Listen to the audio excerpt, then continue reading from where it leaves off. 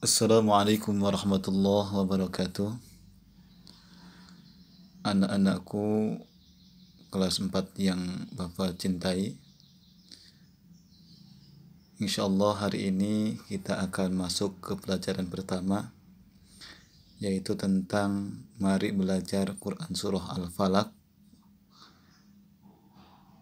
Tapi sebelum kita memulai pembelajaran hari ini, alangkah baiknya kita bersama-sama berdoa kepada Allah Subhanahu wa taala. Mudah-mudahan kita semua dijadikan orang-orang yang solih dan solihah, dan digampangkan di dalam menuntut ilmu, dan diberkahkan hidupnya, serta kita dijadikan orang-orang yang memberikan manfaat kepada yang lainnya. Amin amin ya rabbal alamin. Marilah kita berdoa dengan membaca doa sebelum belajar bersama-sama. Bismillahirrahmanirrahim. Rabbi ishrah li sadri wa yassir li amri wahlul 'uqdatam min lisani yafqahu qawli. Rabbi zidna ilman warzuqna fahman birahmatika ya arhamar rahimin. Amin. Dan mudah-mudahan kita semua oleh Gusti Allah diselamatkan dari segala mara bahaya, terutama dari virus corona. Amin ya rabbal alamin. Anak-anakku yang Bapak cintai, sekarang marilah kita simak bersama-sama penjelasan mengenai surah Al-Falaq. Untuk mempersingkat waktu, marilah kita langsung pembahasan. Jadi Al-Quran surah Al-Falaq itu memiliki makna, yang mana maknanya adalah waktu subuh. Perlu diingat, makna dari surah Al-Falaq adalah waktu subuh. Kalau ada pertanyaan, apa makna surah Al-Falaq? Jadi jawabannya, surah Al-Falaq maknanya atau artinya yaitu waktu subuh. Rasulullah SAW sering membaca surah ini, terutama ketika beliau dalam perjalanan. Beliau selalu membaca doa atau membaca surah Al-Falaq. Tujuannya apa? Tujuannya agar selalu terpelihara dari kejahatan.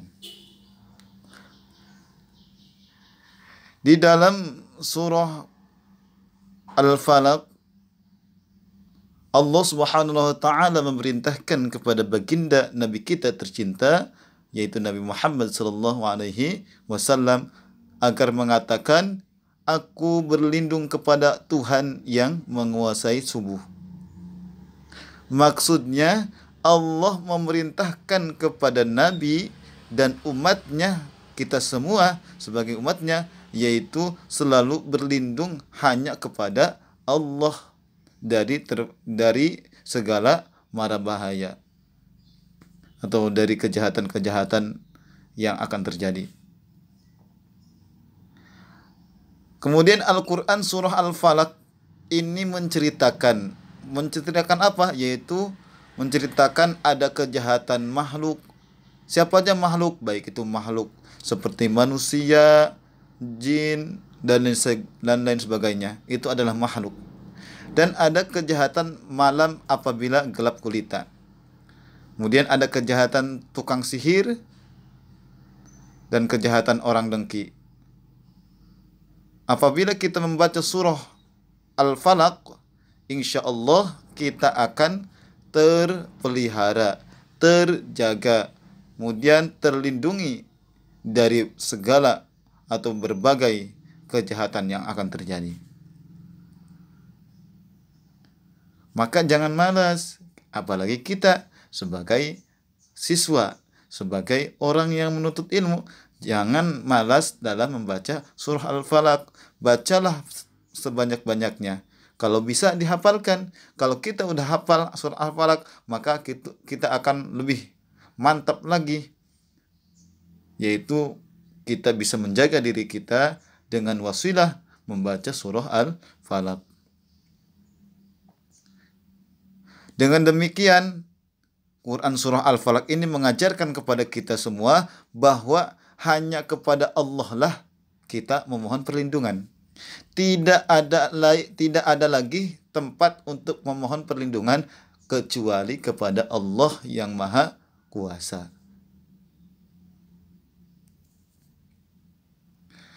Selanjutnya kita akan masuk ke dalam pembahasan yaitu tentang membaca surah Al-Falaq. Anak-anak yang ada di rumah, silahkan untuk membaca atau membuka Al-Quran dan mengikuti apa yang Bapak bacakan, terutama di dalam melantunkan surah Al-Falaq ini.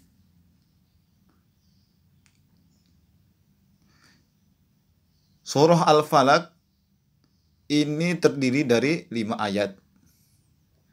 Maka hendaknya kita sebagai pelajar bisa mengetahui maknanya dan juga bisa mengamalkan apa yang dijelaskan di dalam ayat tersebut. Sebelum membaca Al-Quran, Bapak ingatkan kita itu harus melakukan hal-hal terlebih dahulu. Hal apa saja itu? Yang pertama, sebelum kita membaca Quran surah Al-Falaq atau membaca Al-Quran yang lainnya, kita harus mempunyai wudhu atau kita harus bersuci dari hadas kecil. Ya. Kemudian yang kedua, setelah kita berwudhu, maka carilah tempat yang suci untuk kenyamanan kita di dalam membaca Al-Quran. Tidak boleh kita membaca Al-Quran di WC, apalagi sambil membuang kotoran. Nah, di WC sambil baca Al-Quran nggak boleh, karena tempat tersebut adalah tempat yang tidak suci. Maka hendaknya carilah tempat yang suci seperti apa? Ruang di rumah atau ruang bersama atau di kamar. Terserah, yang penting jangan di kamar mandi. Ya. Yang ketiga, kita harus menghadap ke kiblat. Menghadap ke arah kiblat, yaitu kalau bahasa kitanya kulon, sebelah kulon ya, yaitu sebelah barat, menghadap ke barat.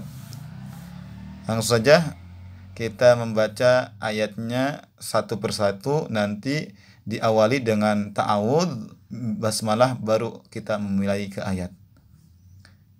Mohon diperhatikan dan juga bisa diikuti di rumah masing-masing. Harapan Bapak, semoga kalian semua menjadi orang-orang yang cerdas, orang-orang yang pandai, orang-orang yang selalu bersyukur kepada Allah Subhanahu wa taala dan mendapatkan ilmu yang manfaat barokah di dunia wal akhirah dan menjadi kebanggaan bagi kedua orang tuanya. Amin ya rabbal alamin. Mari kita mulai dari ta'awudz. Nanti Bapak akan membaca ayat demi ayat sebanyak 3 kali supaya anak-anak yang di rumah bisa lancar sesuai dengan bacaannya dan huruf-hurufnya.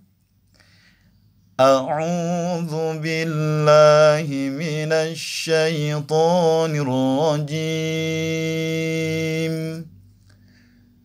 Bismillahirrahmanirrahim. Sebelum kita membaca, terlebih dahulu perhatikan apanya? Tulisannya. Tulisannya kita perhatikan, baru kita baca. Qul a'udzu birabbil falaq. Perhatikan, Bapak ulangi.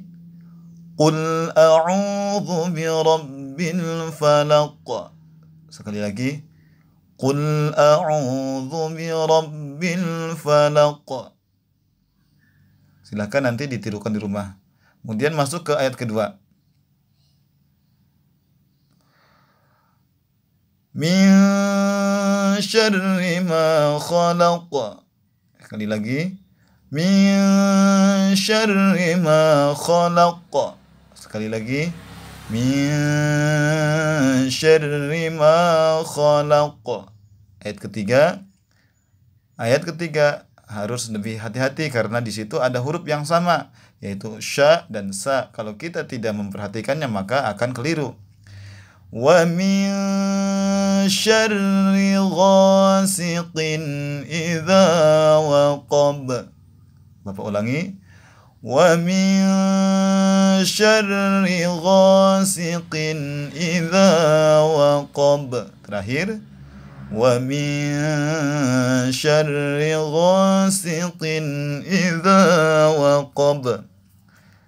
Nah, pada ayat ketiga ini ada huruf yang hampir sama yang tadi Bapak jelaskan, yaitu ada sya dan ada sa. Kalau sya itu di tengah lidah, kalau sa itu dengan cara merenges. Ya. Kemudian ayat keempat. Wa min syarrin naffatsati fil 'uqad. Bapak ulangi. Wa min syarrin naffatsati fil 'uqad. Kali lagi. Wa min syarrin naffatsati fil 'uqad. Perhatikan di situ ada huruf tha. Naffatsa, jangan sampai menjadi sa atau sya. Maka yang tepat itu menjadi tha. Fatifil, jangan syatifil atau jangan satifil. Yang mana huruf tha itu letaknya yaitu ujung lidah dirapatkan dengan gigi atas. Tha, sa, si, su, as, sa, si, su, bas. Contohnya. Kemudian ayat terakhir. Wa min syarri hasidin idza hasad. Wa min syarri hasidin idza hasad. Terakhir. Wa min syarri hasidin idza hasad. Nah, mohon untuk siswa dan siswi kelas 4 untuk mempelajari ayat tersebut. Dan tugas hari ini yaitu kalian semua menulis ayat dari ayat pertama sampai ayat terakhir. Ditulis ayatnya saja, kemudian dipoto dan dikirim ke WA-nya Pak San.